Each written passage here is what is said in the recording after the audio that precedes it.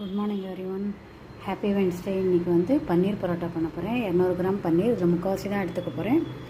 இதுக்கு வந்து ரொட்டி மாவு கலந்து வச்சுருக்கேன். வெங்காயம் ஓமம் போட்டு தாளித்து விட்டு எண்ணெயில் பச்சை மிளகா வெங்காயம் போட்டு வதக்கிட்டு அதிலே உப்பு போட்டு வச்சுருக்கேன்.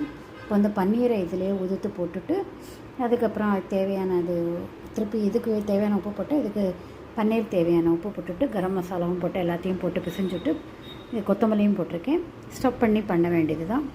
8 பரோட்டா பண்ண போகிறேன். இது முக்கால் பன்னீர் போட போகிறேன். இதில் பன்னீரையும் இதில் போட்டு உப்பு போட்டுட்டு கரம் மசாலா பொடி போட்டு இதை 8 உருண்டை உருட்டி வச்சுட்டு ரொட்டி மாவை இதை 8 தயார் பண்ணி வச்சிட்டோன்னா 8 பண்ணுறதுக்கு சௌரியம். இந்த மாதிரி ரெடி பண்ணிட்டோன்னா பரோட்டாக்கு ஈஸியாக இருக்கும். பன்னீர் பரோட்டா பண்ணுறதுக்கு இந்த மாதிரி இட்டுருணும் ரவுண்டாக.